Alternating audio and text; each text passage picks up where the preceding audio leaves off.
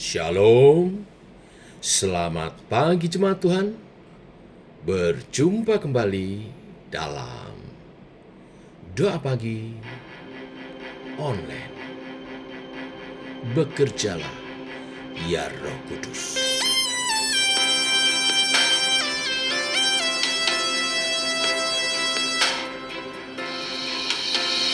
Roh Kudus hadir di sini. Pribadi yang menawan dan suci, ku rindu mendekat, mengerti hatimu, berjalan dalam kehendak-Mu.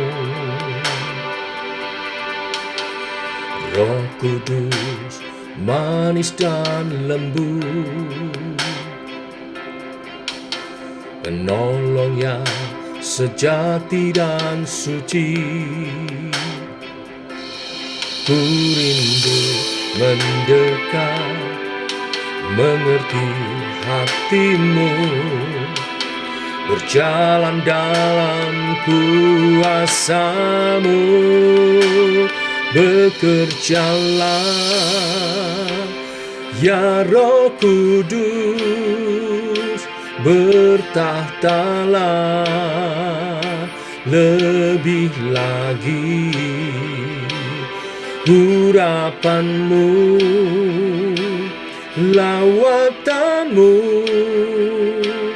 Kaulah yang ku perlu. Kau terutama di hidupku.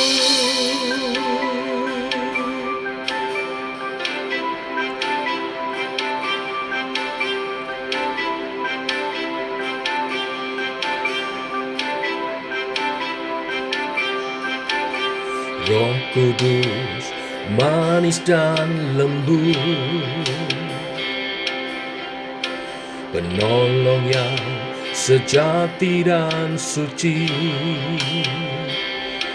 Ku rindu mendekat, mengerti hatimu, berjalan dalam kuasa-Mu. Bekerjalah ya Roh Kudus, bertahtalah lebih lagi. Urapan-Mu, lawatan-Mu, Kaulah yang ku perlu. Kau terutama di hidupku.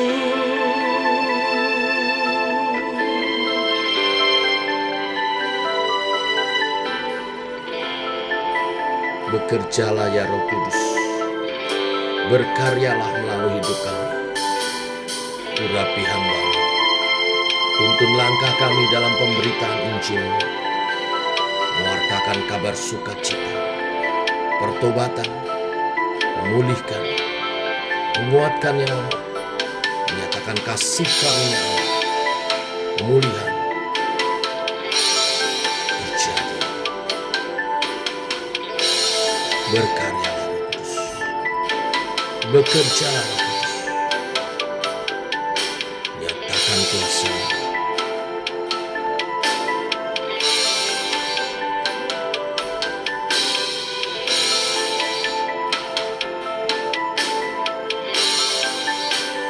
Bekerjalah ya Roh Kudus, bertahtalah lebih lagi. Urapan-Mu, lawatan-Mu, Kaulah yang ku perlu. Kau terutama di hidupku. Kau terutama di hidupku. Kau terutama di hidupku.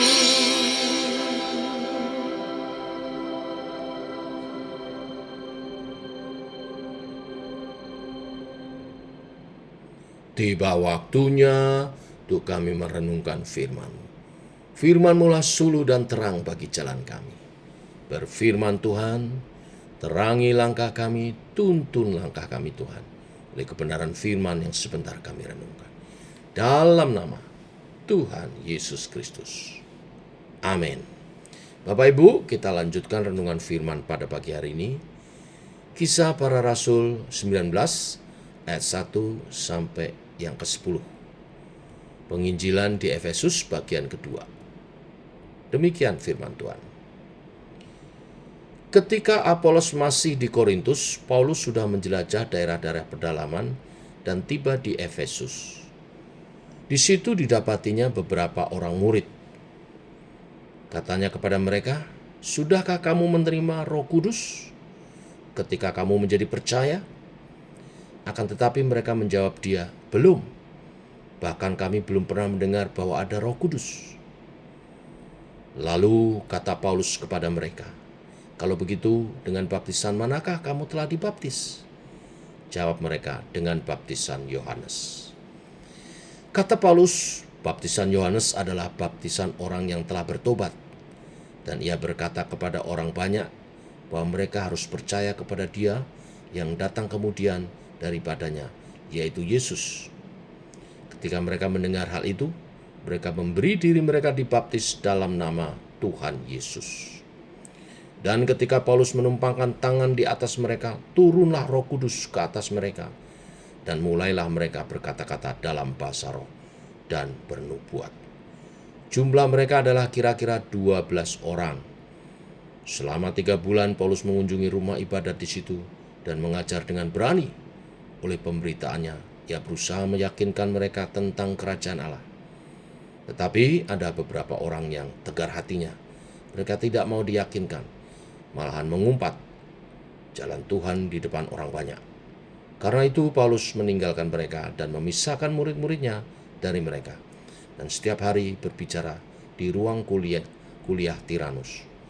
Hal ini dilakukan 2 tahun lamanya, sehingga semua penduduk Asia mendengar firman Tuhan, baik orang Yahudi maupun orang Yunani. Sampai di sini pembacaan kita. Bapak Ibu jemaat Tuhan, dijelaskan bahwa dalam perikop sebelumnya, Apolos telah mengetahui rancangan Allah bagi bangsa-bangsa lain melalui Priskila dan Aquila. Terbeban untuk melanjutkan pelayanan Paulus di Korintus. Sangat penting untuk Apolos untuk mengetahui terlebih dahulu tentang rencana Allah memanggil bangsa-bangsa lain, sehingga dia tidak salah dalam memberikan pengaruh kepada jemaat di Korintus. Setelah memahami dari ajaran Priskila dan Aquila mengenai apa yang Tuhan sedang kerjakan, barulah dia dapat melayani di Korintus, yang jemaatnya terdiri dari orang-orang Yahudi dan juga orang-orang Yunani. Dia segera pergi ke sana dan menjadi hamba Tuhan di Korintus yang sangat menjadi berkat. Apolos begitu berpengaruh sehingga ajarannya menjadi berkat besar bagi Korintus. Bahkan di dalam 1 Korintus 3 ayat 5 dan 6, Paulus mengakui pekerjaan Tuhan melalui Apolos yang menumbuhkan jemaat. Apolos pergi ke Korintus, sedangkan Paulus memulai perjalanannya dari Antiokhia, tempat pelayanannya di mana dia pertama kali diutus untuk menjadi misionaris, untuk memulai perjalanan ketiganya di Efesus sebagai sasaran utama. Maka dia mulai berjalan dari Antiokhia menuju ke daerah-daerah Galatia dan Frigia untuk mengunjungi jemaat-jemaat di sana. Dan terus berjalan hingga ke daerah-daerah utara sebelum tiba di Efesus. Di Alkitab kita diterjemahkan pedalaman. Sebetulnya artinya daerah utara. Maksudnya Paulus memutar ke arah utara sebelum tiba di Efesus. Mengapa dia harus memutar ke arah utara ketika jalur utama ke Efesus bisa melewati Kolose? Kemungkinan karena daerah Kolose, daerah selatan, sudah dilayani oleh Epafras. Yang kita tahu di surat Kolose 1 ayat 7, Epafras adalah pendiri jemaat Kolose. Bapak Ibu, semakin banyak orang yang mengabarkan Injil, dibangkitkan oleh Tuhan untuk menjangkau bangsa-bangsa di seluruh dunia. Apolos, Epafras adalah kawan sekerja. Setelah menjelajah daerah utara dan tiba di Efesus, Paulus bertemu dengan 12 orang murid Yohanes Pembaptis. Orang-orang ini adalah orang-orang yang telah menerima pengajaran baptisan Yohanes dan sedang menantikan kedatangan Sang Mesias. Tetapi mereka tidak tahu kalau Sang Mesias itu telah datang. Berbeda dengan Apolos yang telah mengetahui tentang Yesus sebagai Mesias, 12 murid Yohanes ini tidak tahu bahwa Mesias itu telah datang.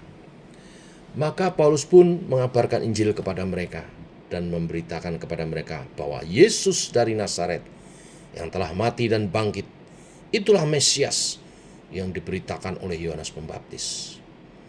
Ketika mereka memberi diri dibaptis di dalam nama Tuhan Yesus, mereka menerima tanda turunnya Roh Kudus atas mereka. Mereka berkata-kata dalam bahasa roh dan bernubuat. Ini merupakan tanda yang sangat penting, karena merupakan satu-satunya tanda yang Tuhan nyatakan di luar daerah Israel. Kita tahu tanda pertama adalah di Yerusalem. Tanda kedua di daerah Samaria. Dan tanda ketiga adalah di Kaisaria, yaitu pada keluarga Kornelius. Semua berada di daerah Israel. Dan tanda keempat di Efesus. Ini penting karena ini merupakan bagian penjangkauan Injil ke ujung bumi. Tuhan sedang memanggil bangsa-bangsa lain dan akan terus melakukannya hingga seluruh bumi mengenal Kristus. Setelah memberitakan Injil kepada 12 orang pengikut Yohanes Pembaptis, Paulus tinggal 3 bulan dan terus-menerus berkhotbah di sinagog untuk mengabarkan tentang Kristus kepada mereka. Setelah 3 bulan terus mengajar di sinagog, banyak orang Yahudi yang menolak, menghujat, menghina, bahkan memaki-maki ajaran Paulus. Paulus pun berhenti menjangkau orang-orang Yahudi. Dia segera meninggalkan sinagog, memisahkan murid-muridnya dari orang-orang Yahudi yang picik dan sempit itu, dan mulai mengajar secara umum kepada orang-orang non-Yahudi di Efesus. Dia menyewa sebuah tempat ruangan untuk kuliah dan selama 2 tahun terus mengabarkan Injil melalui mimbar itu. Perhatikan di ayat-ayat terakhir, setelah 2 tahun, di ayat 10 dikatakan, seluruh penduduk Asia telah mendengar firman Tuhan, baik Yahudi maupun Yunani. Ini menunjukkan betapa kerja kerasnya Paulus dalam usaha untuk memberitakan Injil di Efesus. Baiklah, kita merenungkan firman Tuhan hari ini. Tuhan menuntun hamba-hambanya, secara khusus di konteks ini Paulus. Tuhan memakai dia dan menuntun dia melalui Roh Kudus-Nya untuk mengabarkan Injil kepada siapapun. Di perikop ini kita melihat orang-orang di daerah terpencil yang dikatakan pedalaman, tidak terdidik, menerima Injil dari Paulus. Orang-orang dengan latar belakang Yahudi yang terdidik dan biasa belajar di sinagog juga menerima Injil dari Paulus. Demikian juga orang-orang intelek menerima Injil dari Paulus. Mereka mau belajar di ruang kuliah Tiranus. Mari kita belajar mendalami berita Injil untuk mengetahui bagaimana relevan dan pentingnya berita Injil bagi setiap golongan manusia. Selain belajar, tentu berdoa, bekerja dengan giat, belajar dengan giat dan memohon kuasa Roh Kudus untuk membuat kita juga dapat dipakai Tuhan mengabarkan Injil kepada semua kalangan. Roh Kudus menolong kita menyederhanakan pemahaman. Roh Kudus menolong kita dengan hikmat-Nya menjelaskan kepada mereka yang intelektual. Roh Kudus memampukan kita memberitakan Injil dengan efektif. Tuhan memberkati. Mari kita berdoa. Bapa, kami mengucap syukur oleh kasih anugerah-Mu, rahmat-Mu baru. Terima kasih Tuhan untuk kebenaran firman hari ini yang meneguhkan kami, hamba-hamba-Mu, juga umat-Mu yang terpanggil sebagai pemberita-pemberita Injil. Kami harus memberitakan Injil-Mu kepada semua golongan masyarakat, yang intelektual, yang orang sederhana, yang paling hina sekalipun. Tentu Engkau akan menolong kami bagaimana kami memberitakan Injil ini. Hikmat dari Roh Kudus, pimpinan-Mu memampukan kami melayani semua golongan masyarakat. Ini doa kami dalam nama Tuhan Yesus Kristus kami berdoa. Amin. Demikian Bapak Ibu doa pagi kita. Selamat pagi, selamat bekerja giat dalam tugas pewartaan pemberitaan Injil. Tuhan menyertai dengan rohnya. Shalom.